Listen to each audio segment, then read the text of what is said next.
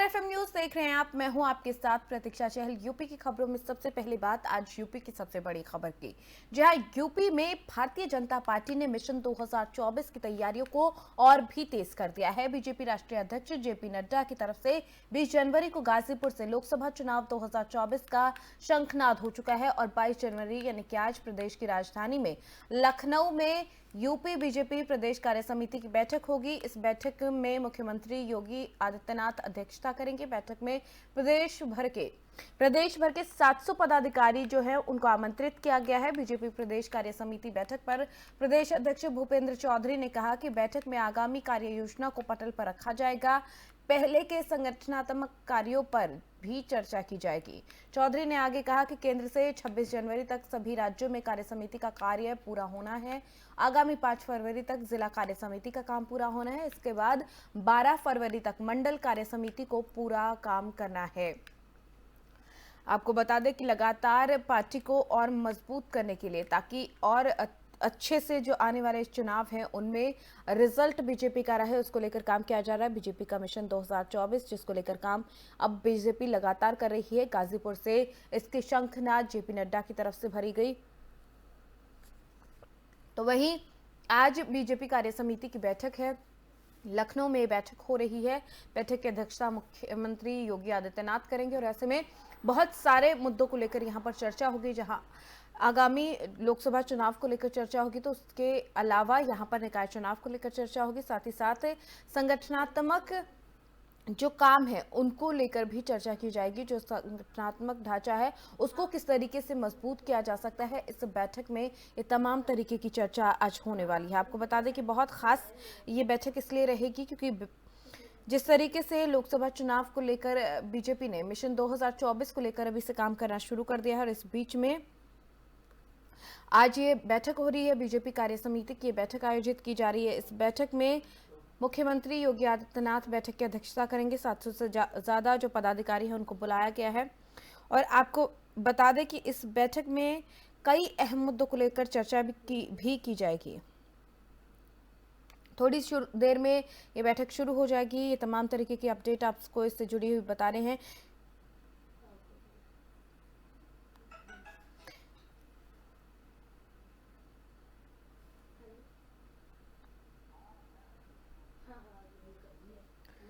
तो आपको बता दें कि बीजेपी कार्य समिति की आज बैठक है। तमाम पदाधिकारी जो है वो यहाँ पर पहुंचेंगे।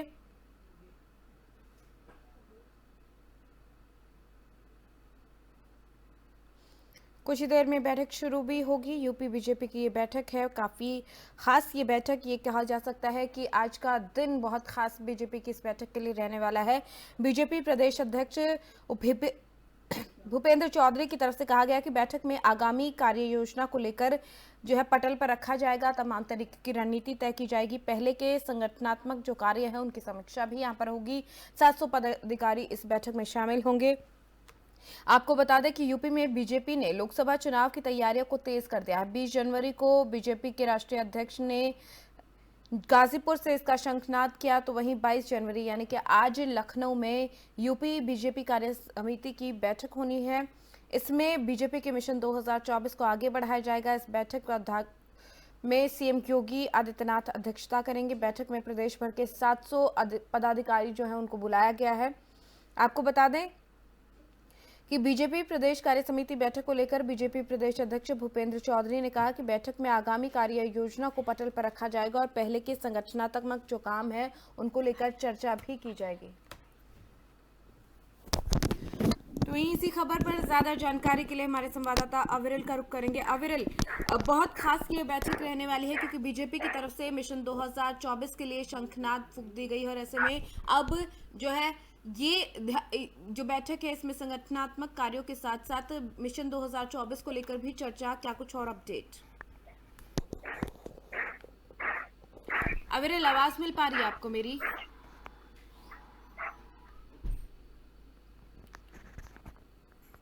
लगता है तकनीकी खामी की वजह से आवाज नहीं पहुंच पा रही। कोशिश करेंगे दोबारा एक बार फिर हमारे संवाददाता से जुड़ने की। तो बीजेपी का मिशन 2024 है और इसको लेकर तमाम तरीके की तैयारियां चल रही हैं। हमारे संवाददाता का रुख एक बार फिर से करेंगे, कोशिश है उनसे दोबारा संपर्क साधने की। प्रदेश भर के जो पदाधिकारी हैं इस बैठक में शामिल होंगे। आपको बता दें कि बीजेपी का मिशन 2024 जो है उसको लेकर तैयारियां तेज कर दी जा रही हैं और ऐसे में जब बीजेपी के राष्ट्रीय अध्यक्ष की तरफ से गाजीपुर में शंखनाद जो है वो की गई है, उसके बाद अब बीजेपी कार्य समिति की बैठक का आयोजन हो रहा है। प्रदेश कार्य समिति का बैठक का आयोजन होगा। 700 पदाधिकारियों के बैठक में शामिल होने की बात कही जा रही है।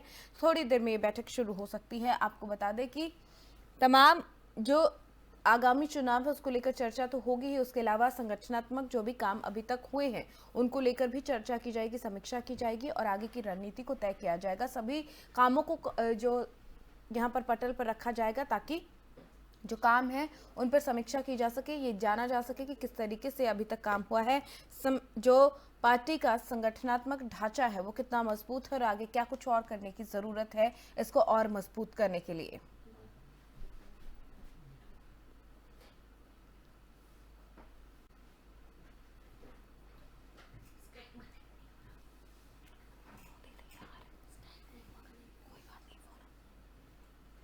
तो इसी खबर पर हमारे संवाददाता अविरल का रुख करेंगे। अविरल, बीजेपी का मिशन 2024 तैयारियों को लेकर आज समीक्षा भी होनी है और आगे की रणनीति भी तय की जाएगी।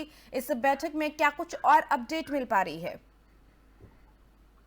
बिल्कुल प्रतीक्षा, देखिए आपको बता दें कि जिस तरीके से अब 2024 का बिल्कुल बच चुका है, जो लोकसभा चुनाव है उसके बारे में पूरी पार्टियां जितनी हैं वो सभी चर्चा करने लगी और अब किस तरीके से अब आगे बढ़ना है उसके लिए अब रणनीति और पेपर प्लान तैयार होने लगा है। आपको बता दें ऐसे में आज उत्तर प्रदेश के मुख्यमंत्री योगी आदित्यनाथ इस बैठक की समीक्षा करेंगे, साथ ही साथ अपने जितने भी सहयोगी साथी हैं उनके साथ बैठक करेंगे और उसके बाद में इस बात पे चर्चा होगी कि आखिर कैसे 2024 का चुनाव अपनी झोली में किया जाए। हालांकि आप समझिए जिस तरीके से उत्तर प्रदेश में मुख्यमंत्री योगी आदित्यनाथ का एक बड़ा चेहरा है, साथ ही साथ न केवल उत्तर प्रदेश बल्कि देश के प्रत्येक कोने से उनकी डिमांड बढ़ी है। तो ऐसे में 2024 की जो कमान है वो कहीं ना कहीं मुख्यमंत्री योगी आदित्यनाथ संभाल सकते हैं। तो ऐसे में आप समझिए कि दूसरी बात सरकार में है मुख्यमंत्री योगी आदित्यनाथ, तो उत्तर प्रदेश में उनका प्रभाव तो है ही, साथ ही साथ अब लोकसभा चुनाव में जो उत्तर प्रदेश की जो 80 सीटें हैं उनको किस तरीके से अपनी झोली में किया जाए उसके बारे में भी आज ये कहीं ना कहीं रणनीति तैयार होगी। आप समझिए कि जिस तरीके से देश के प्रधानमंत्री नरेंद्र मोदी लगातार देश की जनता को संबोधित करते हैं, उनको बताते हैं कि उनके कार्यकाल में किस तरीके से देश आगे बढ़ा है, देश की सीमाएं सुरक्षित हुई हैं, कोविड कोरोना काल में लोगों को कैसे सुरक्षित किया गया है, इन तमाम बातों को लेकर वो सब जनता के बीच में उतरेंगे। जितने बड़े दिग्गज नेता है वो सब के सब अब रणनीति और मंथन कर रहे हैं कि किस तरीके से अब 2024 का चुनाव जनता के बीच में जीतना है। हालांकि आप समझिए जिस तरीके से भारतीय जनता पार्टी का एक नारा हमेशा रहता है कि सबका साथ, सबका विकास और सबका विश्वास, इस नीति पर वो लगातार आगे बढ़ते हैं। हालांकि आप समझिए कि जब भी उनके भाषण देखे जाते हैं तो कहीं ना कहीं उनके भाषणों में तुष्टीकरण की जो नीति होती है उसके खिलाफ बातें करते हैं भाजपा के जितने भी पदाधिकारी और कार्यकर्ता हैं। वैसे में 2024 के लिए ये जो मीटिंग है ये बेहद महत्वपूर्ण मानी जा रही है प्रतीक्षा। बिल्कुल, और संगठनात्मक जो ढांचा है उसको लेकर भी यहाँ पर चर्चा होगी, जो काम किए गए हैं उनको लेकर भी चर्चा इस बैठक में की जाएगी।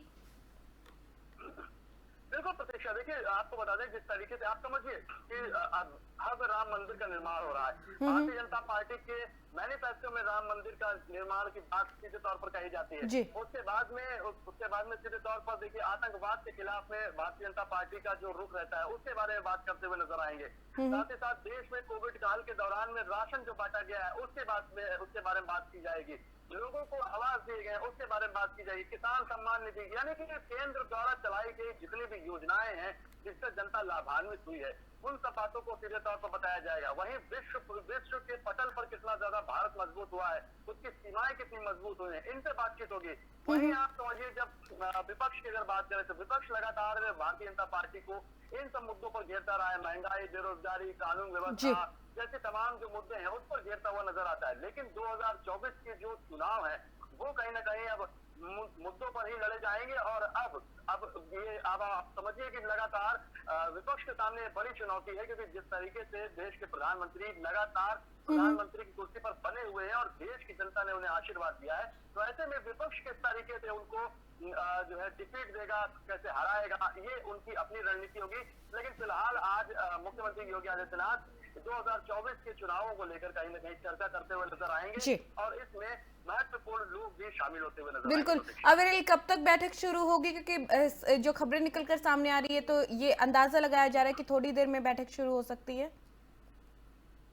प्रतीक्षा, आप समझिए 10:30 बजे के आसपास ये बैठक शुरू होने की पूरी संभावनाएं नजर आ रही है और ये बैठक चलेगी, यानी आज बैठकों का दौर रहेगा पूरी तरीके से। मुख्यमंत्री योगी आदित्यनाथ का जो शेड्यूल रहता है वो भी व्यस्ततम रहता है। व्यस्ततम शेड्यूल से निकल कर ये मीटिंग रहेगी और शाम को 5 KD मार्ग यानी कि उनके आवास पर भी कहीं ना कहीं इस बैठक की जो चर्चा है वो कहीं ना कहीं संभावित प्रस्ताव देखा जा रहा है। तो ऐसे में बैठकों का दौर लगातार अब जारी रहेगा और देश के जितने भी बड़े दिग्गज नेता हैं वो पूरे के पूरे मैदान में उतरने वाले हैं। और आपको बता दें कि जून के बाद से देश के प्रधानमंत्री नरेंद्र मोदी भी कहीं ना कहीं प्रचार प्रसार की बागडोर अपने हाथ में संभालेंगे और उसके बाद में शुरू होगा शिलान्यास और लोकार्पण का पूरी तरीके से ये जो जनता को संबोधित करने का जो दावा और वादा होता है प्रतीक्षा से तमाम मुद्दों पर चर्चा होती हुई नजर आएगी। जी, बहुत शुक्रिया अविरल इस तमाम जानकारी के लिए। तो आज का दिन, रविवार का दिन, बैठकों का दिन कहा जा सकता है यूपी की राजनीति के लिए। तो बहुत जरूरी ये बैठक भी है क्योंकि आगे की रणनीति को लेकर चर्चा की जाएगी। तमाम जानकारी के लिए बहुत शुक्रिया अविरल आपका। तो यूपी में आज बैठकों का दिन रहने वाला है क्योंकि तमाम तरीके की चर्चा इस बैठक के दौरान होगी। बीजेपी का मिशन 2024 किस तरीके से जीत वाला मिशन बन पाए, इसको लेकर काम किया जाएगा। तमाम पहलुओं को लेकर चर्चा, संगठन को लेकर चर्चा, जो भी काम किए जा रहे हैं उन सब को लेकर चर्चा, इसलिए ताकि किसी भी तरीके से पार्टी कोई कोर कसर इस जीत को हासिल करने में ना छोड़े।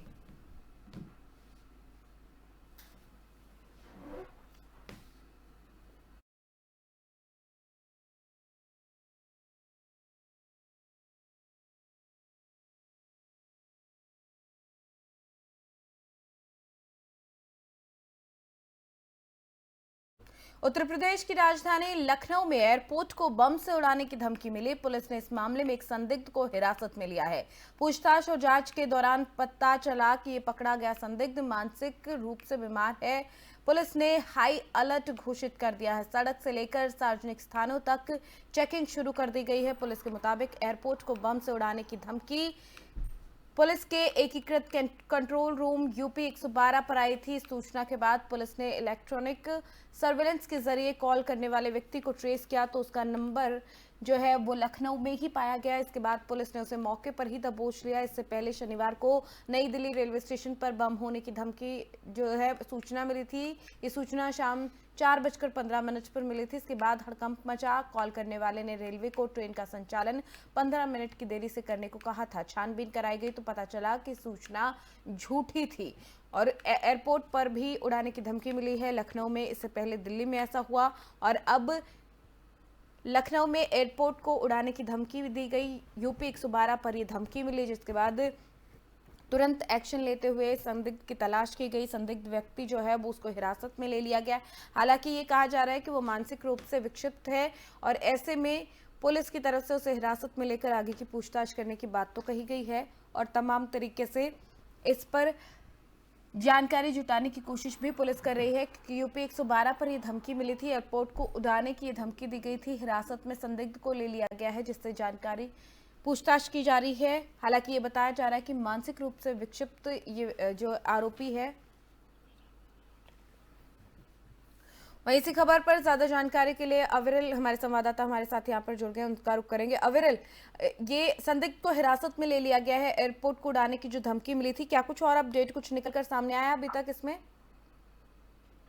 बिल्कुल प्रतीक्षा, देखिए आपको बता दें कि जिस तरीके से ये लगातार कभी कभी हमें सुनाई देता है बीच बीच में कि बम तोड़ाने की धमकी दी जाती है, तो ऐसे में लखनऊ एयरपोर्ट को बम तोड़ाने की धमकी मिली है। उत्तर प्रदेश पुलिस ने यूपी पुलिस पर के नंबर 112 पर कॉल आती है और उसके बाद में एयरपोर्ट को उड़ाने की धमकी दी जाती है।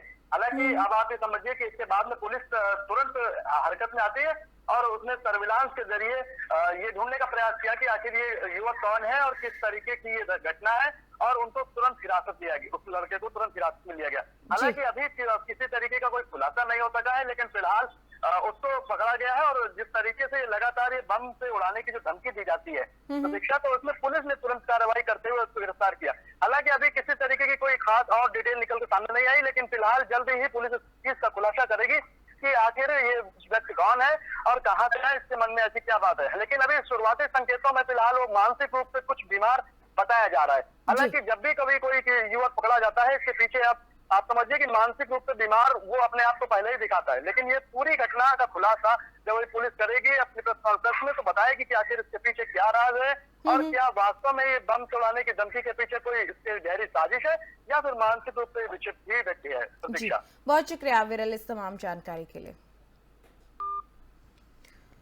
तो एयरपोर्ट को उड़ाने की धमकी दी गई है। यूपी 112 पर यह धमकी मिली थी। फिलहाल पुलिस ने आरोपी को गिरफ्तार कर लिया है, पूछताछ की जा रही है। आगे पता चल पाएगा जांच के बाद ही कि आखिर पूरा मामला क्या था। फिलहाल अभी अपडेट यही है कि आरोपी को गिरफ्तार कर लिया गया है। हाई अलर्ट पर फिलहाल पुलिस है, क्योंकि अभी तक साफ नहीं हो पाया कि ये महज मजाक था या फिर सच में ये धमकी दी गई है या कोई बड़ी साजिश इसके पीछे है। तमाम तरीके की जानकारी पुलिस जुटाने की कोशिश में लगी है।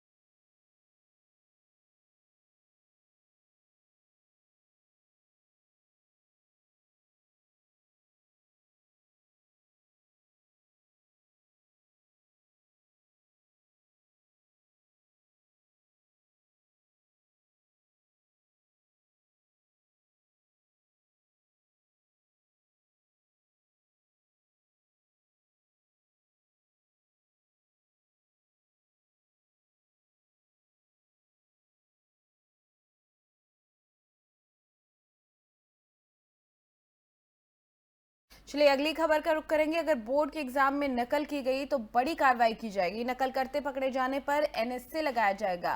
केंद्र व्यवस्थापक जो है और कक्ष निरीक्षक पर भी एफआईआर दर्ज होगी। आरोपियों के खिलाफ कुर्की की कार्रवाई की जाएगी। 16 फरवरी से शुरू होंगी 10वीं और 12वीं की परीक्षाएं। अगर नकल करता हुआ कोई पकड़ा जाता तो उसके ऊपर बड़ी कार्रवाई की जाएगी। ये जानकारी जो है वो मिल पाई है। और बोर्ड परीक्षा को लेकर जिस तरीके से अक्सर ये होता है कि बच्चे एग्जाम में बहुत ज़्यादा चीटिंग करते हैं, उसको देखते हुए ये फैसला लिया गया है। नकल करने पर जो वहां पर नकल करता हुआ मिलेगा उस पर बड़ी कार्रवाई की जाएगी। बोर्ड परीक्षा में नकल नहीं कर पाएंगे छात्र, ताकि इस तरीके का कदम इसीलिए उठाया गया है जो बच्चे नकल करके पास होने की कोशिश करते हैं, ताकि उन पर लगाम लगाई जा सके। बोर्ड परीक्षा में नकल नहीं कर पाएंगे छात्र, और इसीलिए अगर नकल करते हैं तो एनएसए लगाया जाएगा। साथ ही जो भी वहां पर टीचर्स मौजूद होंगे जो एग्जाम को सुपरवाइज कर रहे होंगे उन पर भी कार्रवाई की जाएगी। आपको बता दें कि नकल को लेकर ये बड़ी कार्रवाई की गई है। आने वाले दिनों में एग्जाम्स होने और उसको लेकर ये बड़ा फैसला लिया गया है।